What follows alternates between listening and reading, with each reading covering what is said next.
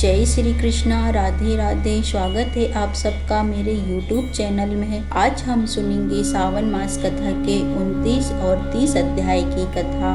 बोलिए शंकर भगवान की जय हो। प्राचीन काल में वेद नाम के उत्तम नगर में निमसुत नाम के एक ब्राह्मण रहते थे। वे किसी मठ के अध्यक्ष थे और प्रतिदिन शिवलिंग का पूजन करते थे। शिव भक्त से उन्हें जो भी वस्त्र आदि वस्तुएं प्राप्त होती उन सबको वे बेच देते और उस मूल्य से सोना खरीद लेते। उसमें थोड़ा सा भी खर्चा नहीं करते, बस केवल संग्रह करते करते बहुत समय के बाद छोटी सी पेटी स्वर्ण से भर गई। निमसुत बड़े कृपाण थे। घड़ी भर के लिए भी वे स्वर्ण की पेटी को अपने से अलग नहीं करते, सदा अपनी कांख में ही दबा कर रखते थे। देवता की पूजा करते समय भी उसे छोड़ते नहीं थे।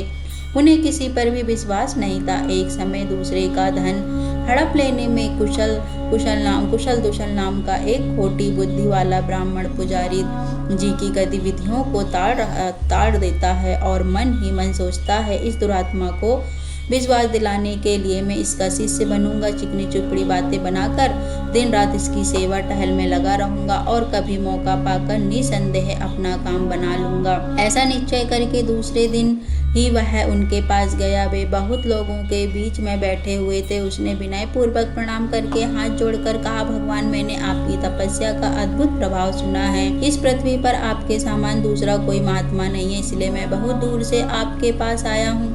संसार के आसार जाता जानकर मेरे मन में बड़ा वैराग्य है। इस लोक में मनुष्यों का यौवन बिजली की चमक के समान सहसा ही विलुप्त होने जाने वाला है। जैसे पर्वत से निकली हुई नदी भंगुर होती है, उस प्रकार स्त्री पुत्र बंधु बांधव सब अनित्य हैं। नदी प्रवाह रूप से ही सत्य प्रतीत होती है, वास्तव में उसका जल क्षण भर में हित होता है रहता है। उसी प्रकार सभी संसार परिवर्तनशील है। भाई बंधु आदि सगे संबंधियों का सहयोग भी पाप समागम के ही तुल्य जानने योग्य है। कहा, हे सुव्रत, इस संसार समुद्र से पार हो जाने के लिए मुझे किसी ऐसे उपाय का उपदेश दीजिए जो मेरे लिए नौका के समान पार लगाने वाला हो और जिसका आश्रय लेकर मैं आपकी कृपा से इस भवसागर से पार हो जाऊं। उसकी बात सुनकर पुजारी जी के शरीर में हर्ष के मारे रोमांच हो गया। वे सोचने लगे कि यह कौन सी भक्त पुरुष परदेश से यहाँ आया है। वह कहने लगे कि तुम धन्य हो जिसकी बुद्धि तरुण अवस्था में भी ऐसे वैराग्यपूर्ण है। जो पहली अवस्था में शांत है, मन और इंद्रियों को जीत चुका है, वही शांत है, ऐसा मेरा विचार है। शरीर के सब धातुओं के हीन हो जाने पर कौन शांत नहीं होता। यदि तुम्हारे मन में संसार की ओर से इतनी विरक्त है तो देवताओं के स्वामी और परम कल्याणकारी भगवान चंद्रशेखर की आराधना करो, अन्यथा घोर जप से भी भवसागर को पार करना तो असंभव ही है। यह बात मैंने शास्त्रों की भली भांति मनन करके जान ली है।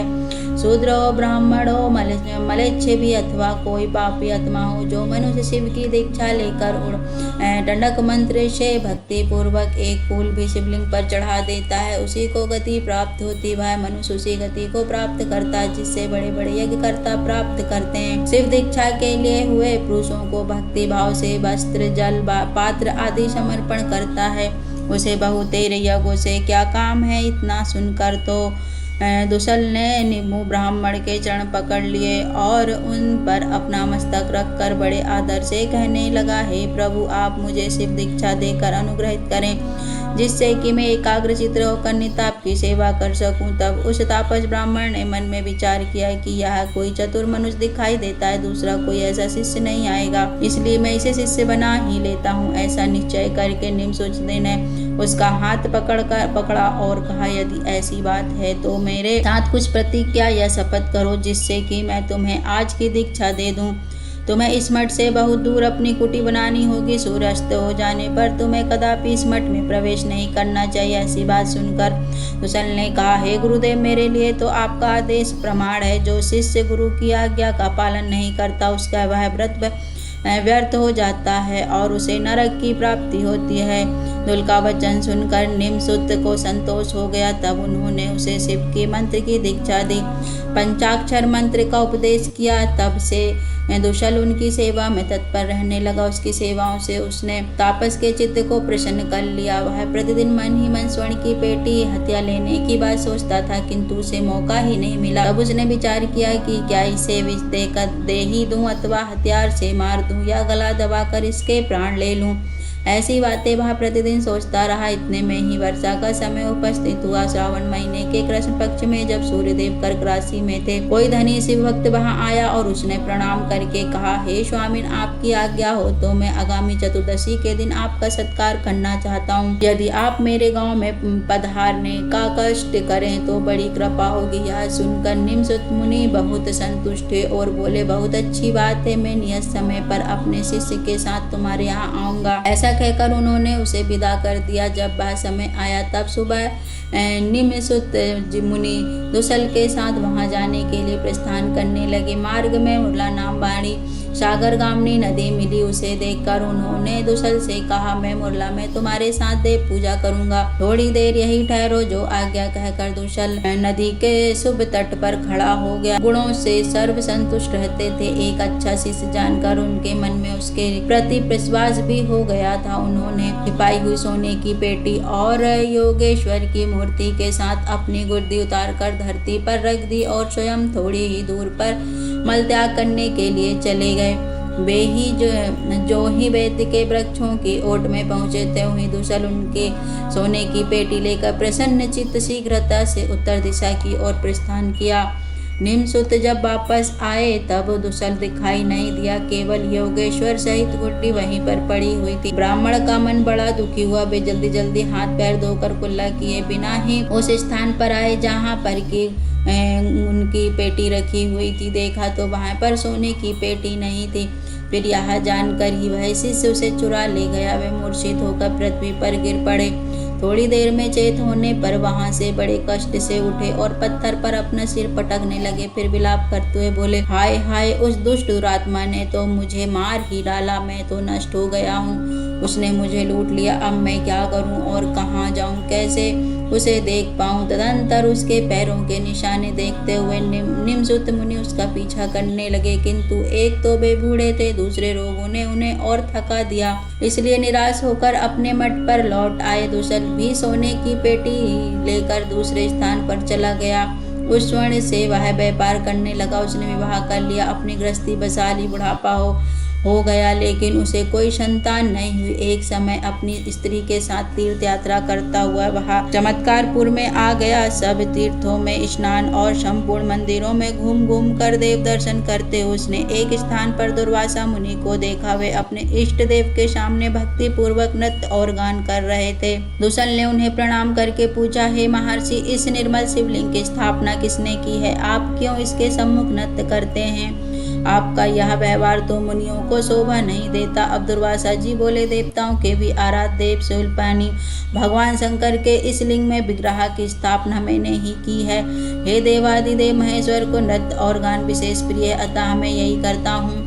दुर्वासा जी का वचन सुनकर दुसल के मन में महादेव जी के प्रति भक्ति का भाव का उदय हुआ। उसे मुनि को प्रणाम करके कहा, है भगवान, मैं केवल जाति से ब्राह्मण हूँ, कर्म से नहीं। मैंने आज तक किसी को भोजन नहीं दिया, केवल ठग ठग कर देवताओं और ब्राह्मणों के धन का अपहरण किया। मैं सदा जुआ खेलने और वैसे गमन के दुर्वशाला फिर अनेक प्रकार की चिकनी चुपड़ी बातें कहकर उन्हें धोखा दिया और उनका सारा धन चुरा लिया। मेरे गुरु परलोकवासी हो गए। मैं पश्चाताप की आग में दिन रात जलता रहता हूँ। आप मुझे कोई प्रायश्चित बताएं और मुझे अनुग्रहित करें। हे मुनीश्वर, मेरे पास धन बहुत है पर संतान एक भी नहीं, अतः कोई ऐसा उपाय बताएं जिससे उस धन का सदुपयोग हो, लोक और परलोक में वह हितकारक हो सके। आप जो बताएंगे मैं वह सब करूंगा। अब दुर्वासा जी बोले कि जो मनुष्य हजारों पाप करके पीछे धर्म परायण होता है, वह बड़ी कठिनाई से संसार सागर के पार होता है। तूने कुमार्ग पर चलकर महापाप की। बोला, है महाभाग्य,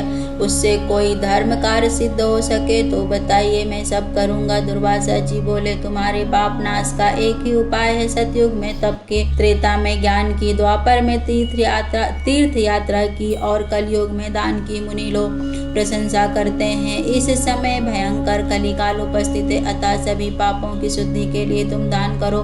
तुम्हारे मन में गुरुओं के यहाँ से धन का अपहरण करने के कारण उस धन की और से गिरना भी है, अतः तुम गुरु के नाम से ही भगवान शंकर का एक मंदिर बनवाओ। इससे तुम गुरु के ऋण से भी उत्तीर्ण हो जाओगे और अत्यंत यदि कहीं भी उसका धन प्राप्त हो तो प्रतिदिन एकाग्रचित होकर श्रेष्ठ ब्राह्मणों को उस धन का दान किया करो। स्वयं अपने लिए भी तिल पात्र और स्वर्ण का दान करो, जिससे तुम्हारे शरीर के सब पाप दूर हो जाएंगे। दूसरी बात है कि मैं बहुत दूर से सदा चैत के महीने में यहाँ अपने बनवाए हुए शिव मंदिर में दर्शन पूजन के लिए आता हूँ, फिर वहीं चला जाता हूँ। यह मेरा सदा का नियम है। अतः मेरे चले जाने पर मेरे बनवाए हुए इस मंदिर में भगवान शिव के स्नान पूजन आदि का तुम ध्यान करो। तो सुलस बोला, हे मुनि श्रेष्ठ, मैं आपकी सारी आज्ञा का पालन करूंगा, परंतु आप मुझे निर्वाण दीक्षा दीजिए। मुनिवर दुर्वासा के कहे अनुसार तिल पात्र आदि के दान से उसके सभी पाप दूर हो गए। तब दुर्वासा जी ने उसे निर्वाण दीक्षा दी। दीक्षा देने के बाद मधुर वाणी में कहा,